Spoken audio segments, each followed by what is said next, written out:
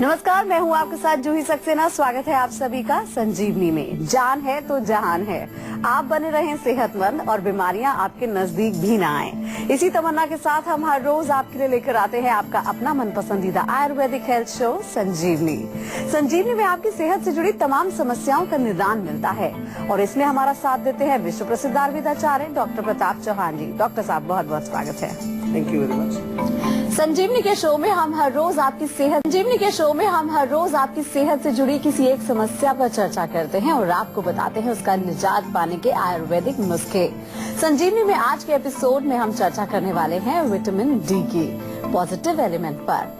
आखिर सेहत के लिए क्यों जरूरी है विटामिन डी और इसकी कमी होने पर क्या क्या परेशानियां हो सकती हैं। तो रोज की तरह आज भी हमारे साथ मौजूद हैं डॉक्टर चौहान, जो आपको बताएंगे विटामिन डी की अहमियत। साथ ही हमारे खास सेगमेंट संजीवनी टिप्स में जानेंगे बादाम रोगन के फायदे। लेकिन उससे पहले जान लेते हैं कि शरीर के लिए कितना जरूरी है विटामिन डी।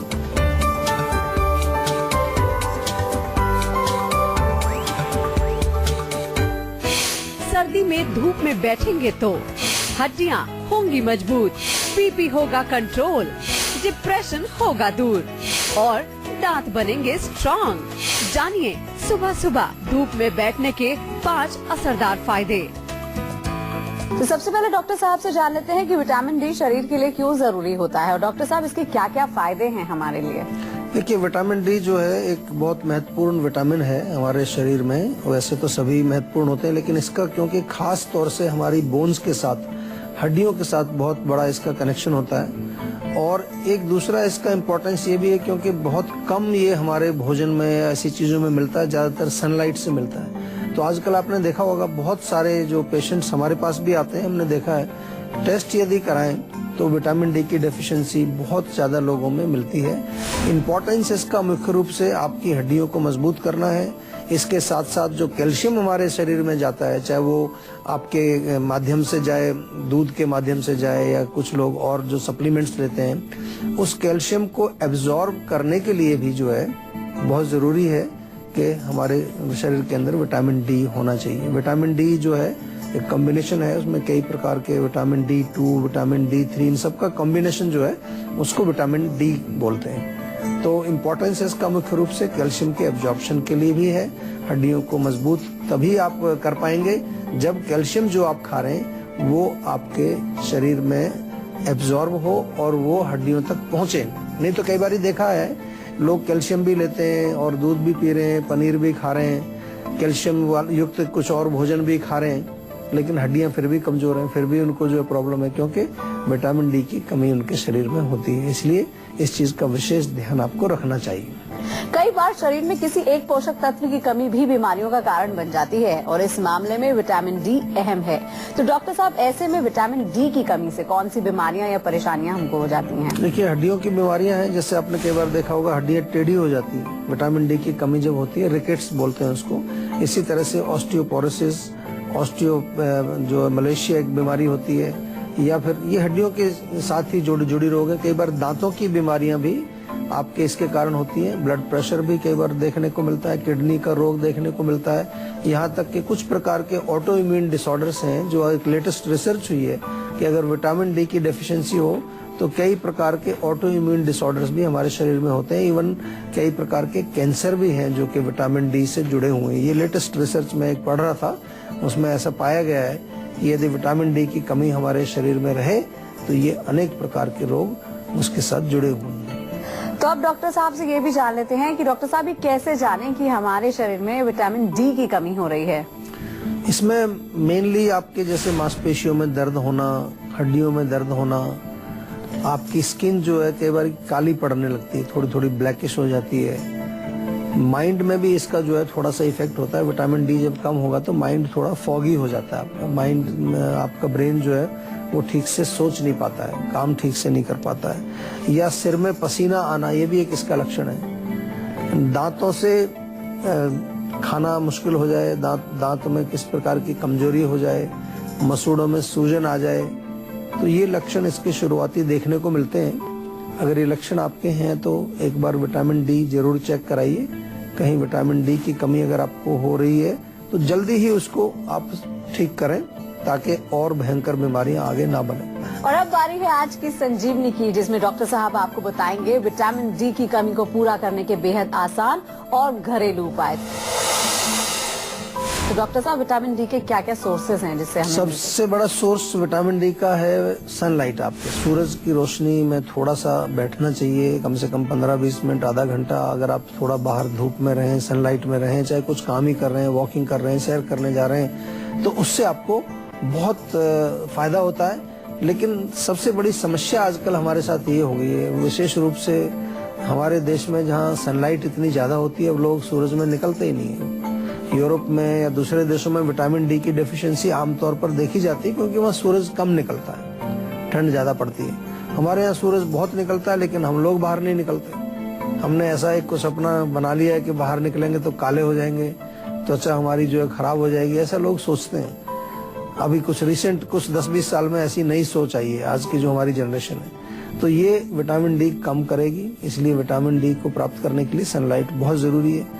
दूध का सेवन करें, पनीर खाएं, थोड़ा सा ताज़ा पनीर खाएं, या कुछ इस प्रकार की चीज़ें जिनमें थोड़ा सा हम कहें कि मिल्क प्रोडक्ट से बनी है, दही का सेवन भी कर सकते हैं, छाछ का सेवन कर सकते हैं, तो ये भी कुछ आपको बेनिफिट करता है। इसके साथ सोयाबीन जो होती है, सोयाबीन का पाउडर आप ले लीजिए, आधा चम्मच सुबह, आधा चम्मच शाम को, या सोयाबीन को जो है भिगो करके और उसको पीस करके पानी में घोल के दूध टाइप का बन जाता है सोया मिल्क, वो ले सकते हैं।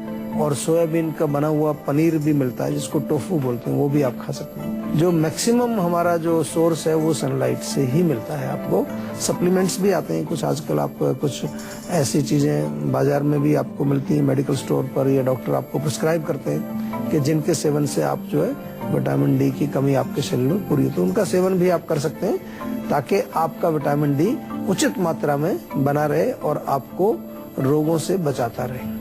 तो अब डॉक्टर साहब से जान लेते हैं कि हमारे शरीर को कितनी मात्रा में डॉक्टर साहब विटामिन डी चाहिए होता है, और सावधानियां या परहेज भी कोई है इसको लेते समय? बिल्कुल, देखिए सावधानी परहेज हर एक चीज का होता है। और मात्रा की बात करें तो एक दिन के अंदर 400 से 600 यूनिट्स इसकी होती हैं, जो उसमें उतना हमें चाहिए होता है हर एक हेल्दी एडल्ट को। और मेन प्रिकॉशन इसमें यही है कि आपकी क्वांटिटी जो है कम भी नहीं हो और ज्यादा भी ना हो। ऐसा नहीं है कि आप सोचें ज्यादा विटामिन डी खाने से मेरी हड्डियां मजबूत हो जाएंगी। ज्यादा अगर खाएंगे तो उससे कई कॉम्प्लिकेशंस हो जाते हैं, क्योंकि जब वो एब्जॉर्ब नहीं होगा, ब्लड में ही घूमता रहेगा, तो स्टोन बन सकते हैं किडनी में। या कई बार जब विटामिन डी अधिक मात्रा में होता है तो उसके लिए मैग्नीशियम बॉडी में चाहिए, उसको एब्जॉर्ब करने के लिए, उसको यूटिलाइज करने के लिए। तो ज्यादा मैग्नीशियम खर्च होगा तो उसके कारण फिर मैग्नीशियम की डेफिशिएंसी हो जाएगी और उसके भी कॉम्प्लिकेशंस आपकी बॉडी में होंगे। तो हर चीज जो है वो उचित मात्रा में ही लेनी चाहिए, और उसका प्रयोग जो है हमारा शरीर में उतना ही आवश्यक है जितना कि उसकी जरूरत है। ज्यादा लेने से excess of everything is bad, आपने सुना होगा।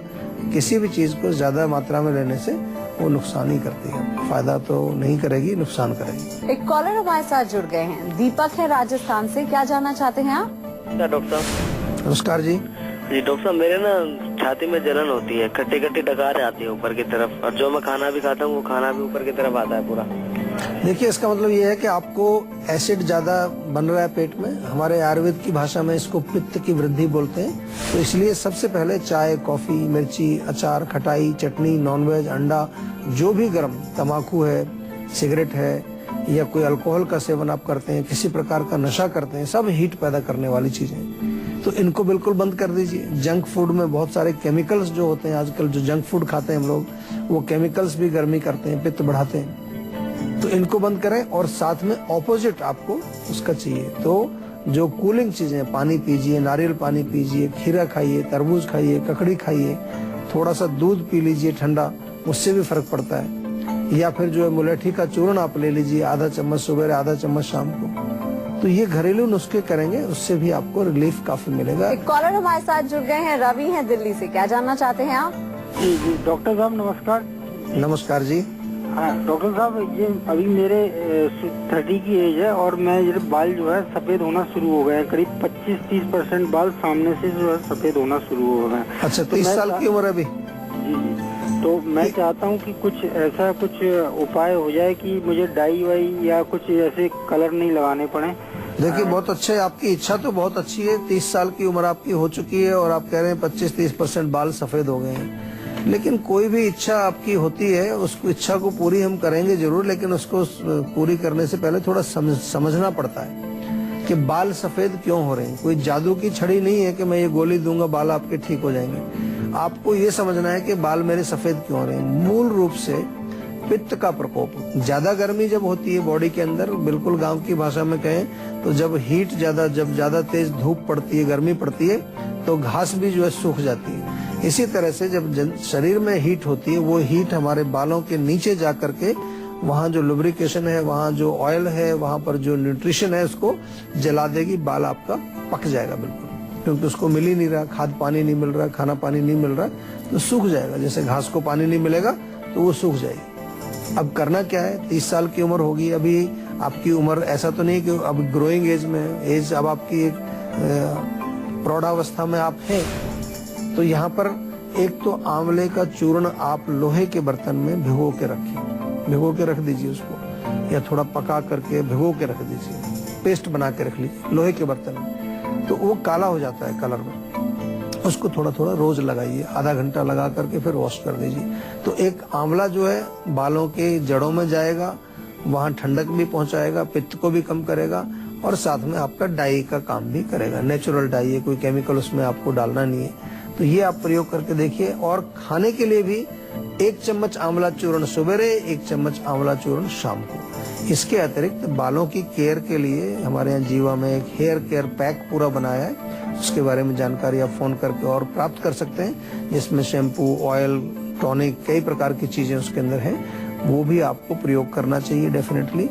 वो आप हमारी दिल्ली में किसी क्लिनिक से भी प्राप्त कर सकते हैं, फोन के माध्यम से भी आप जो है फोन करके या ऑनलाइन जा करके, हमारा ऑनलाइन स्टोर भी है, वहाँ जा करके भी आप शॉपिंग करके उसको मंगा सकते हैं। एक कॉलर हमारे साथ जुड़ गए हैं, विवेक है लखनऊ से। क्या जानना चाहते हैं आप? डॉक्टर साहब बहुत बहुत नमस्कार आपको। बताइए क्या समस्या है? जी डॉक्टर साहब, समस्या मेरी बहुत ही अलग तरह की प्रॉब्लम है। जैसे कि गर्मियाँ शुरू हो जाती हैं जब, हाँ तो जी। जैसे जैसे गर्मी बढ़ने लगती है वैसे वैसे मेरे सर में दर्द जो होता है वो बहुत तेजी से शुरू हो जाता है। अच्छा। और ये धूप में जाने पर बहुत ज्यादा होने लगता है। और इसका अच्छा। मैं काफी 6-7 साल से इलाज करा रहा हूँ, लखनऊ में अच्छे से डॉक्टर्स को दिखाया, लेकिन कोई इसका परमानेंट ट्रीटमेंट नहीं मिल रहा है। सर आप कुछ? बिल्कुल आपका परमानेंट ट्रीटमेंट करेंगे। लखनऊ में आप रहते हैं, लखनऊ में हमारी क्लिनिक भी है जीवा की, वहाँ पर भी आप थोड़ा से निवेदन में करूंगा कि डॉक्टर को जरूर दिखाइए। हमारे डॉक्टर से थोड़ा एक फेस टू फेस आप मिलेंगे, थोड़ा परामर्श लेंगे तो उसका फर्क पड़ेगा। लेकिन मैं आपको थोड़ा बता दूं कि आपने बड़ा अच्छा एक सिम्टम बताया कि भाई जब गर्मी पड़नी शुरू होती है, धूप में हम जाते हैं तो सिर दर्द बढ़ जाता है। तो सीधा सा संकेत इससे एक मिलता है कि हीट से होता है, गर्मी से होता है, ठंड में नहीं होता। गर्मी क्या है हमारे शरीर में? वात पित्त कफ को अगर देखें, वात पित्त कफ जो हमारे 3 मूल कारण हैं, 3 दोष हैं जो हमारे शरीर में रोग पैदा करते हैं, उनमें से गर्मी का सूचक कौन है? पित्त है। तो पित्त बढ़ा हुआ है या पित्त बढ़ जाता है आपका उन दिनों में। और पित्त को बढ़ाने के लिए चाय, कॉफी, मिर्ची, मसाले, अचार, खटाई, नॉनवेज, अंडा, अल्कोहल, स्मोकिंग, तंबाकू, जंक फूड, तला हुआ, जो भी हीट वाला सामान बंद कर दीजिए बिल्कुल। 7-8 साल पुराना रोग आपका हो गया है तो इसको ठीक अगर करना है तो थोड़ा सा सीरियस होना पड़ेगा। आपसे मैं बताऊं और आपके माध्यम से सभी दर्शकों से कि ऐसे रोगों का पक्का इलाज हमारे यहाँ होता है और अच्छा इलाज है, क्योंकि जड़ को पकड़ के उसको निकालना है। लेकिन हमें एक कठिनाई इसमें जरूर होती है। मैं देख रहा हूँ, मैं अपने पूरा जो मैं प्रैक्टिस हमारे यहाँ चलती है उसके आधार पर ही आपसे बातें करता हूँ। कोई बातें मैं बनाता नहीं हूँ अपने आप, जो कुछ मैं प्रैक्टिस करता हूँ वही आपके साथ शेयर करता हूँ इन बातों। मैंने क्या देखा है कि 7-8 साल से लोग दुखी हैं, जैसे आपका केस है, दवाइयां भी खा रहे हैं, दुनिया भर का इलाज भी कर रहे हैं, लेकिन किसी चीज को समझने का प्रयास नहीं करते। एक अंदर से एक आपके अंदर होना चाहिए, मोटिवेशन होना चाहिए कि मुझे ठीक होना है, मुझे अपना रोग जड़ से ठीक करना है। कई लोग तो सोचते हैं क्या फर्क पड़ता है, गोली खा लेंगे, जब सिर दर्द होगा तो एक गोली खा लेते हैं, उससे आराम आ जाता है। तो हम अपना खाते पीते रहें, जो भी आपको चाय भी पीनी है, गर्म चीज भी खानी है, तो वो बंद मत करिए हमारा। ये बिल्कुल गलत एटीट्यूड है। ये आप नहीं जानते कि ये किधर आपको ले जाएगा। अगर आपने एक छोटे से रोग को नहीं कंट्रोल किया तो वही रोग भयंकर और जानलेवा बन करके आपके सामने पेश होगा। तो इसलिए मेरा निवेदन आपसे बार बार यही है कि कोई भी तकलीफ हो आपके शरीर में, अगर उसका आपको थोड़ा सा नॉलेज हमारे माध्यम से मिलता है, आपकी समझ में आता है, तो प्लीज उसको प्रैक्टिस करिए, उसको सीरियसली प्रैक्टिस करिए, उसको रिलीजियसली प्रैक्टिस करिए और देखिए 2-3 महीने में क्या फर्क पड़ता है। दूसरा ये है कि पुराने जो रोग हैं उनमें हमेशा जो चिकित्सा जब हम करते हैं तो उसमें टाइम लगता है, समय आपको देना चाहिए अपने रोग को ताकि वो पूरा ठीक हो। जल्दबाजी मत करिए कि 15 दिन, महीने, 2 महीने मेरा ठीक हो जाएगा, ऐसे कैसे हो जाएगा ठीक? पुराना रोग है तो उसमें 7 महीने, 8 महीने, 10 महीने, 1 साल भी लग सकता है, 1.5 साल भी लग सकता है, 2 साल भी लग सकते हैं। तो जब हम दिन, महीने, 2 महीने मेरा ठीक हो जाएगा, ऐसे कैसे हो जाएगा ठीक? पुराना रोग है तो उसमें 7 महीने, 8 महीने, 10 महीने, 1 साल भी लग सकता है, 1.5 साल भी लग सकता है, 2 साल भी लग सकते हैं। तो जब हम एलोपैथिक दवाइयां जिंदगी भर खा सकते हैं और उससे भी रोग हमारा पूर्ण रूप से ठीक नहीं होता, केवल कंट्रोल रहता है, तो आयुर्वेदिक दवाइयां अगर 6-8 महीने खानी पड़े तो उसमें कौन सी समस्या है? तो अगर आप भी हेल्थ से जुड़ी अपनी समस्याओं का समाधान चाहते हैं तो आप हमारे नंबर पे कॉल करके 0129404040 पर फोन करके जल्द से जल्द रजिस्टर करवा सकते हैं आप अपनी कॉल। उसके बाद डॉक्टर चौहान के पैनल के डॉक्टर आपको खुद फोन करके आपकी सेहत से जुड़ी समस्याओं को सुलझाएंगे। और फिलहाल यहाँ पर रुकते हैं एक छोटे से ब्रेक के लिए। ब्रेक के बाद बारी है संजीवनी टिप्स की, जिसमें जानेंगे बादाम रोगन के फायदों के बारे में, इसलिए आप कहीं मत जाइएगा, देखते रहिए संजीवनी।